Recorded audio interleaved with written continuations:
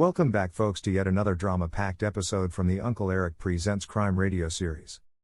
I'm so very glad you tuned in, and I hope you are enjoying the podcast. If you are, please tell others to tune in too. I'd really appreciate it.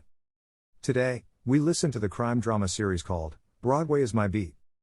Broadway Is My Beat is a radio crime drama that ran on CBS from 1949 to 1954, with Anthony Ross portraying Times Square detective Danny Clover. Today's episode is titled The Helen Selby Murder Case. This episode is brought to you by CritterCaper.com. At CritterCaper.com, you can watch hundreds of pet and animal videos that will truly warm your heart. There are great pet care and training videos as well. If you're an animal lover, CritterCaper.com is just for you. Please give CritterCaper.com a visit and browse through tons of fun and inspirational short videos. You'll be glad you did. Also, don't forget to also visit UncleErich.com to view and listen to all the great crime, mystery, and suspense radio categories and episodes available. New episodes are added all the time. Make sure to subscribe to my podcast as well. Just scroll up or down to find other exciting episodes to listen to. If you like this episode, you can always buy Uncle Erich a cup of coffee if you'd like at the support link below. Cream and sugar, please. Thanks. Now, enjoy this great episode titled The Helen Selby Murder Case.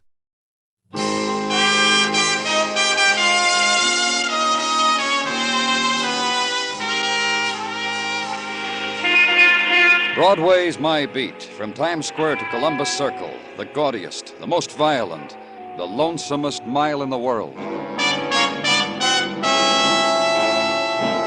Broadway's My Beat, with Larry Thor as Detective Danny Clover.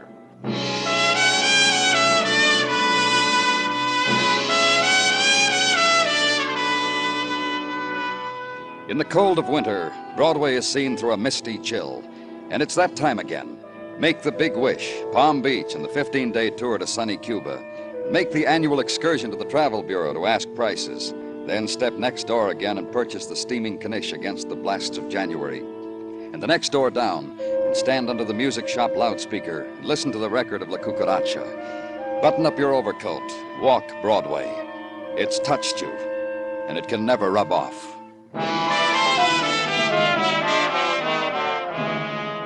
Just off Broadway, 11 o'clock in the morning time on West 39th, apartment house, and this.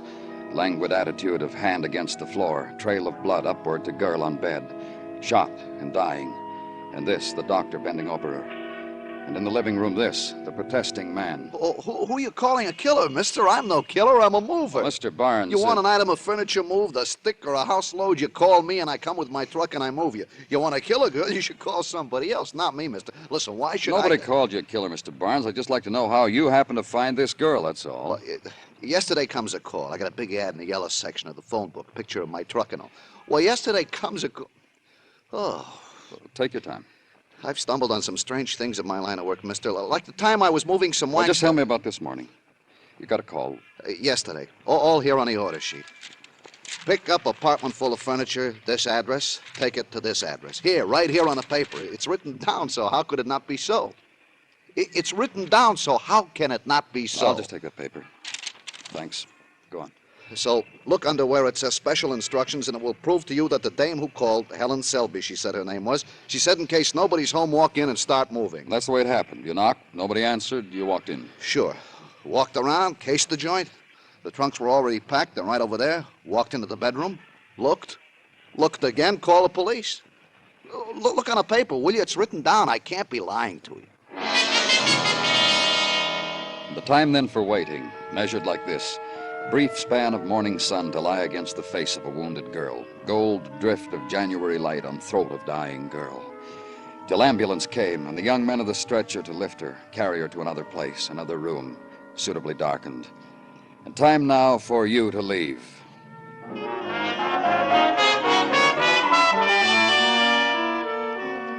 Ride then through late January city, uptown and east to where river reflects late morning and shadows of men staring into it.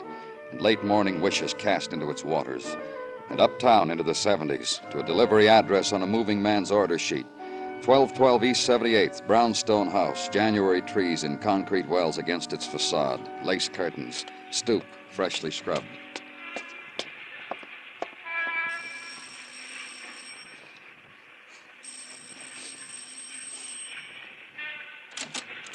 Yes? What is it? I'm from the police, Danny Clover. So? I'd like to talk to you. May I come in? Well, I don't know. You see, this is... Can't you tell me about it inside? Yes, I think I can. I think it'll be all right. Now, please come in. The living room there. But please be careful of things and... And what? What I've been trying to tell you. This isn't really my house, and it's a very nice house. I just live here with a friend. It's his house. Whose? Leo's. Leo Pearson. Oh, I'm sure your friend won't mind, Mr. Alex Ewing. And I'm not sure that Leo won't mind. He's very careful about his nice things, and so am I, and we get along real fine together. You see, Leo is a very lonely man. Oh? Oh, yes. You see, his wife and child were killed in an automobile accident. It's almost a year ago. A year. And Leo was very lonely, and he asked me to come live with him, and, well, I did, and it's worked out just fine. Police? Why have you come here? A young woman, was having her things moved into this house this morning. A young woman? Helen Selby. The moving man found her in her bedroom. She'd been shot. She's dying. Oh. Yes, Mr. Ewing? Nothing, just that it's such a terrible thing. To be wounded, to die. A young girl, such a terrible thing. Yes. Helen Selby, you know her? No, I've never heard of the young woman until now. Your friend, Mr. Ewing? Oh, I'm sorry. I wandered for an instant. The young woman, perhaps Leo knows her, but he hasn't said anything to me about it. She was going to move in here? Yes. Where's Leo? Well, I don't know. He went out early this morning. Didn't say where. He said to take care of things, Alex, and I scrubbed the stoop and did other little things around, and I made lunch in case. Shall I tell him you want to talk to him when he comes home? Yes. I'll do that. I'll tell him first thing. Well, let me show you to the door, Mr. Clover.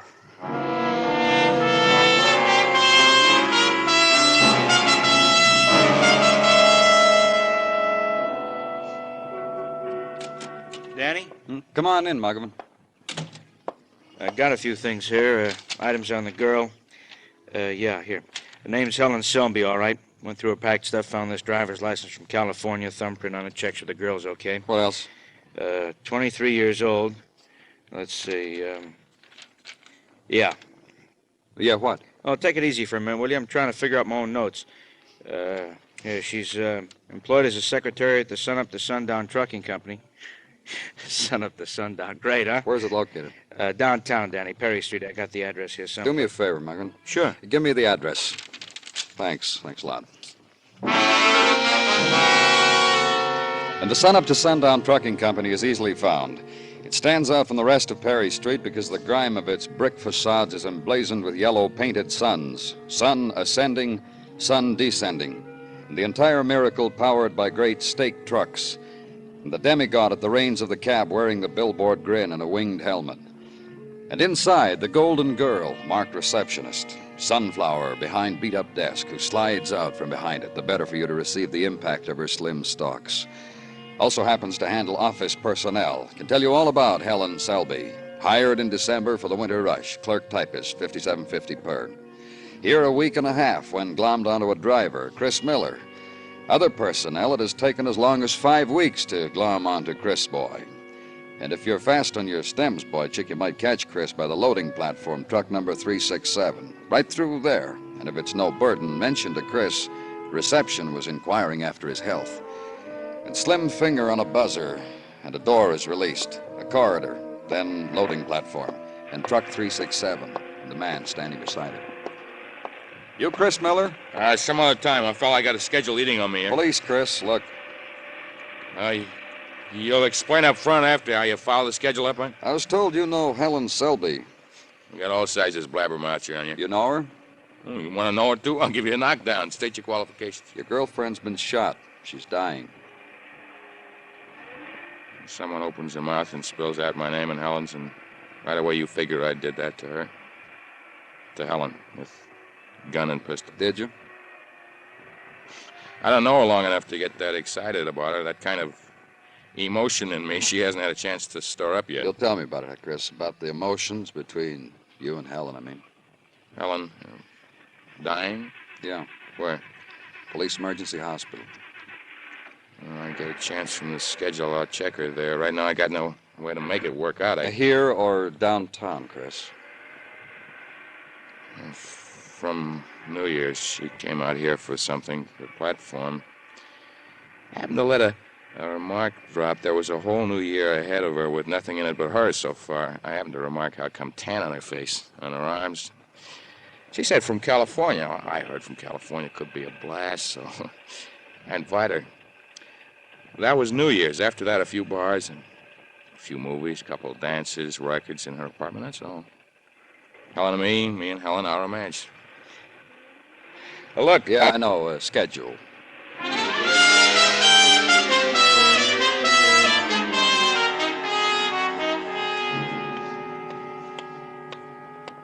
Danny.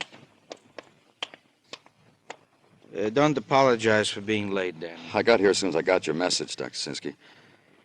Too late, huh? Helen Selby died 15 minutes ago. It wouldn't have mattered what time you got here. She never regained consciousness. Well, that's as good comment as any. Me, a doctor with 30 years in hospitals like this, I never thought of a better comment. Well, sums it up. Oh, Danny. Uh-huh. A man came into her room a few minutes ago. He said his name was Leo Pearson. Said he was a relative. I let him stay. Leo Pearson? That's right. I've been at his house. I've been looking for him. Thanks, Doctor.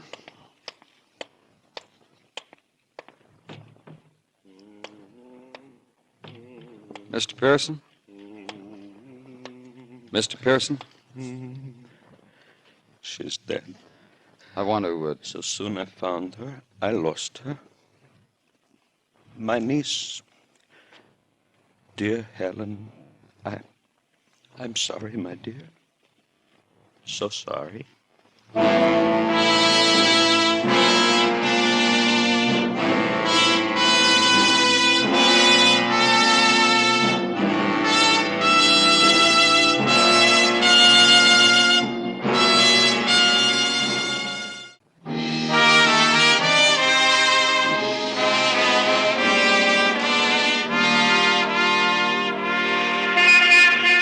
Morning sunlight strays through January wind, and Broadway robs minutes from the time clock. To stop running, to stand still for the splatter of warmth, crowd clusters in sun pools, and for the latecomers, room only on the fringes of warmth.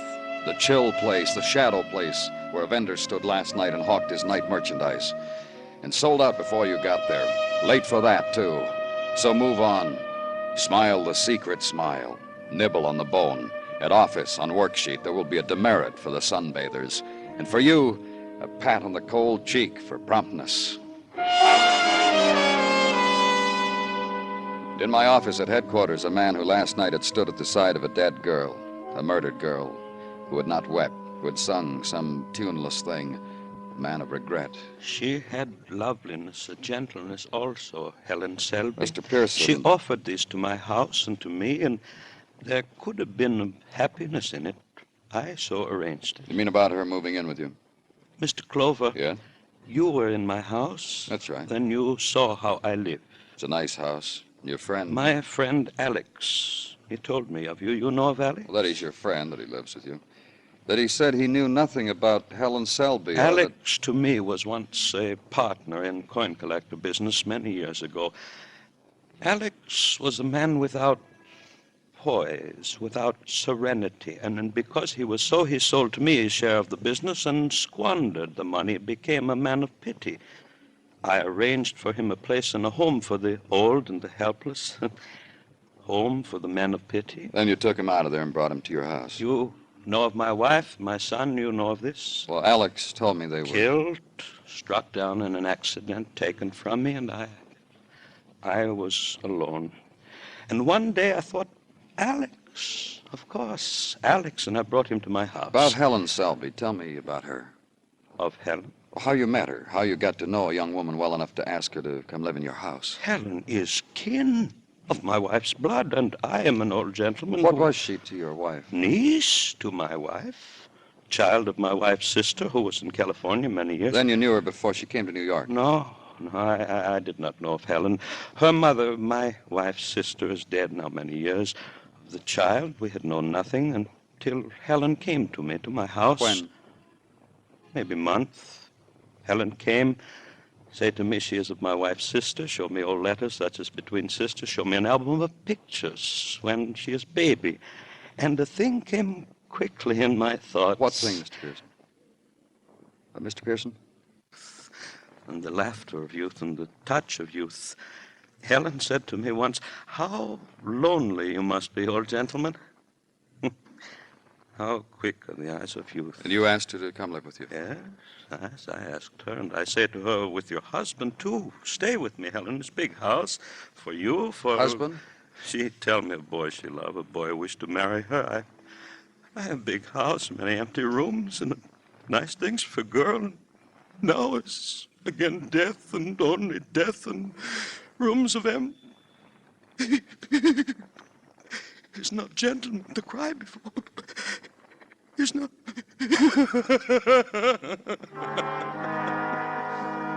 And after that, after the grief washed over him and broke and carried him with it to some shore of the mind, to the faraway and desolate place of lost images, after that, the small things, fold the handkerchief neatly and replace it in the breast pocket, straighten the tie, flick the lint. Neat man going out of doors where people could see him. And after he leaves, sit with it for a while and think. Helen Selby, dead girl, was going to be married, her uncle said, which didn't jibe with previous information. So call the Sun Up to Sundown Trucking Company, and the Solar Voice on the other end tells you that Chris Miller is off today and gives you his home address warmly. So get Detective Muggovan, squad car ride, address, and Chris Miller entertains from his bed. This is gonna be a real fine day, I can tell that. Not enough we got a cold radiator, I gotta have you. Get out of the bed, Chris. We want to talk to you. Show me where it says I can't roll over on my side and tuck the chin on the elbow and converse. Somehow you gonna get different answers from me in a bathrobe? You know about Helen? Hey, how's Helen? Dead. Oh. Helen. Look, Sonny, I got a confession to make. It's about the beds in the pokey. There's been some complaint Leave about... him alone, Mark. He crying? Just leave him alone. I'm okay. Just give me a second to get into my robe. Okay. You shoot Helen, Chris? No. We found out Helen was going to get married. To you? Yeah, to me. You know a man named Leo Pearson? He killed Helen? You know him? No. Helen was going to live with him. Yeah, I know about that. And then you were going to move in. Yeah, later, after we got married. What were you waiting for, Sonny? I wanted to get married right away, set up housekeeping here. Not for Helen, no, not good enough. She used to like fancy. She's a good kid, but like fancy, you know. Sure, you know. Not quite. You tell us. Well, move in with Uncle and get to, I don't know how she put it, get the feel of the place. And then we get married, and I'd move in too. Makes sense, doesn't it? I used to tell Helen it made sense. I don't know.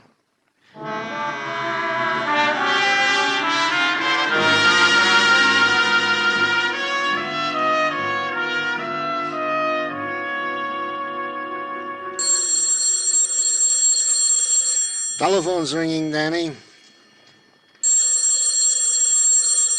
May I, Danny? Oh, of course you may, Gino. Thank you kindly.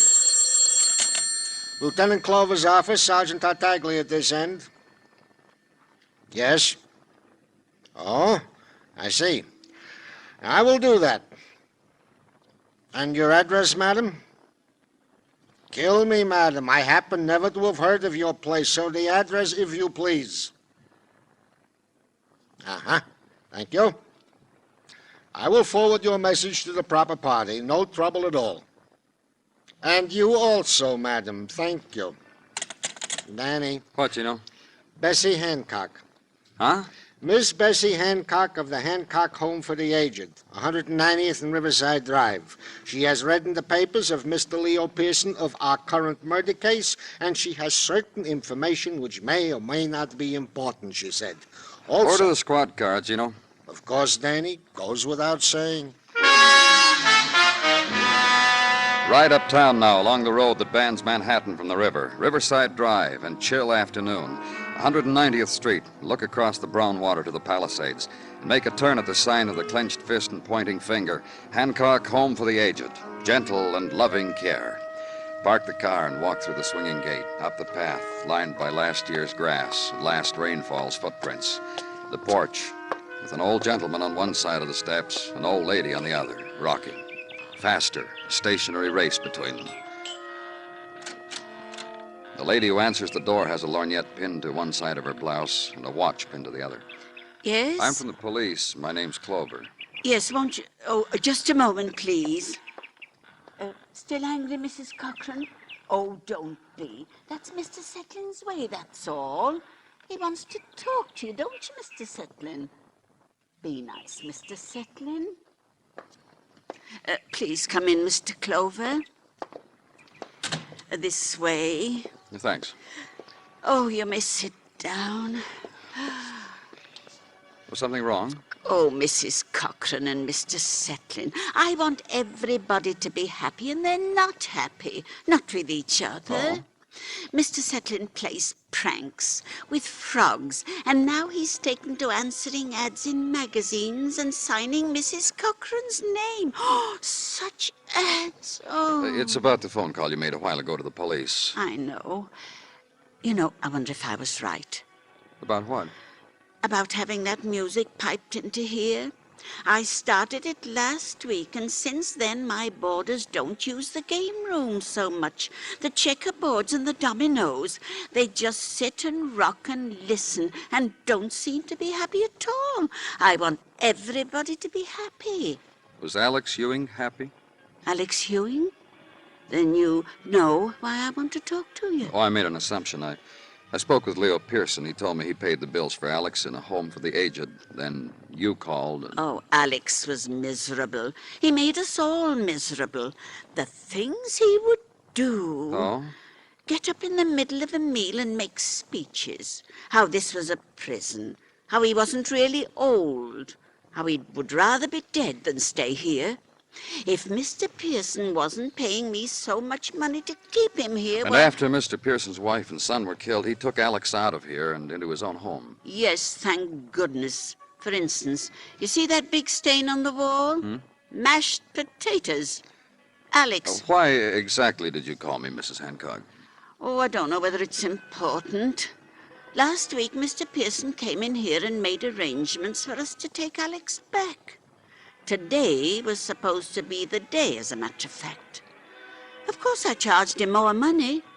You can understand that. If my boarders get miserable again, I should be paid for it, surely.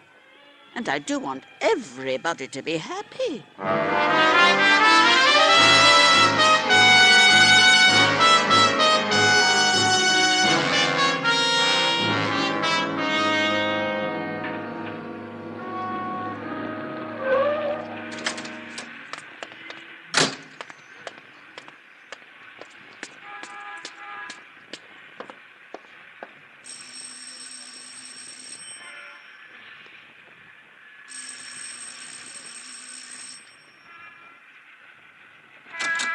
Mr. Clover, good evening, sir. Good evening. Hello, Mr. Pearson. Mind if I come in? Please do. I am pleased to see you. Thank you. Would you care for some wine? Thanks, no. Is Mr. Ewing here? Did I ask a funny question? No, forgive me. It is only that Alex is in the library poised over a chess problem. Therefore, he is here, and he is not here.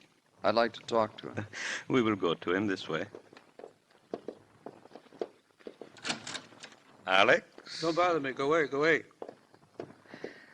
Castle to King 4, Queen to Bishop 4, and mate. In another minute. Perhaps Mr. Clover's in a hurry. What? Look up, Alex.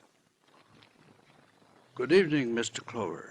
Hello, Alex. And now we will chat. Leo. Yes? We were having a very fine evening. What does Mr. Clover want? Ask him, Alex. I'm sure both of you know. It's about the murder of Helen Selby. More questions, Mr. Clover? I've told you everything. I've told you... I'm sorry, Mr. Pearson, but you haven't. I don't understand. About Alex here. I've got nothing to We're do with quiet a minute, Alex. Let's hear what Mr. Clover has to say. it. Very well, but I have nothing to do with any of it. What haven't I told you, Mr. Clover, about Alex? But you were going to send him back to that home for the aged. Not now, not anymore. Alex? Yes, sir? Tell me about that home. I don't want to talk about it. It's all right, Alex. You're not going back there. I understand you weren't happy there, Alex. It was a prison. Why should I want to talk about it? I was there. It seemed very nice. Why do you say it was a prison? I'm 62. I'm not old. Alex, friend. I'm not old.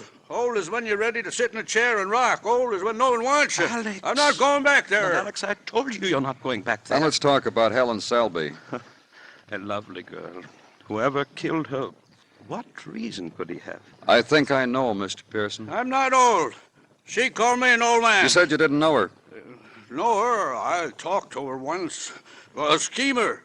I could tell that. When did you talk to her? She was here once for you. I sent her away. Schemer. Something like that, what I was going to say. I think she was going to move in here, she, later her husband. And take your house over. Already she convinced you to throw me out of here, to send me back. That's why you killed her, isn't it? I'm not an old man. You killed her because it's on account of her you were going back to that place. Alex? Here's where I'm happy, Leo. You killed? Yes, yes, Killer, yes! murderer! What are you? An old fool.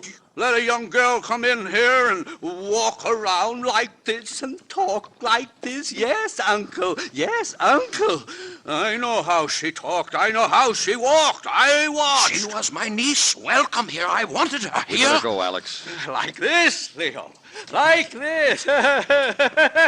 Like this she walks. You fool. You lonely fool. This man's taking me away, and you're going to be alone. Big house, Leo. Lots of rooms. Lots of echo, Leo. Take me away, Mr. Clover.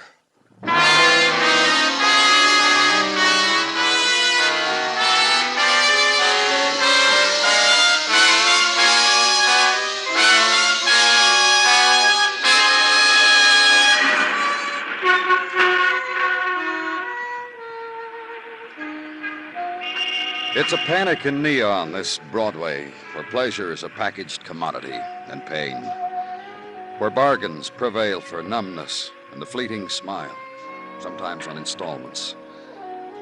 It's a place that dares you, and one way or another, it'll rock you to sleep. It's Broadway, the gaudiest, the most violent, the lonesomest mile in the world. Broadway, my beat.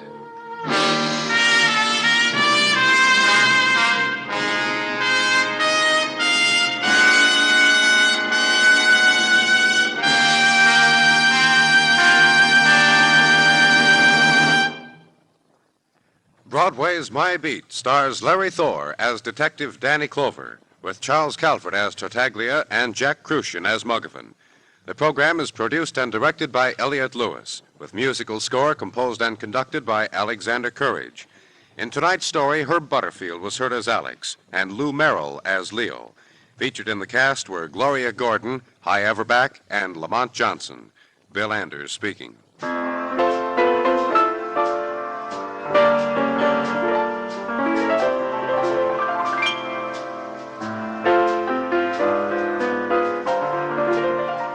I hope you enjoyed this latest Uncle Erich Presents episode. Stay tuned for the next exciting episode. So check back often. In the meantime, scroll up or down to find other exciting episodes to listen to. Thanks for stopping by. Bye bye for now.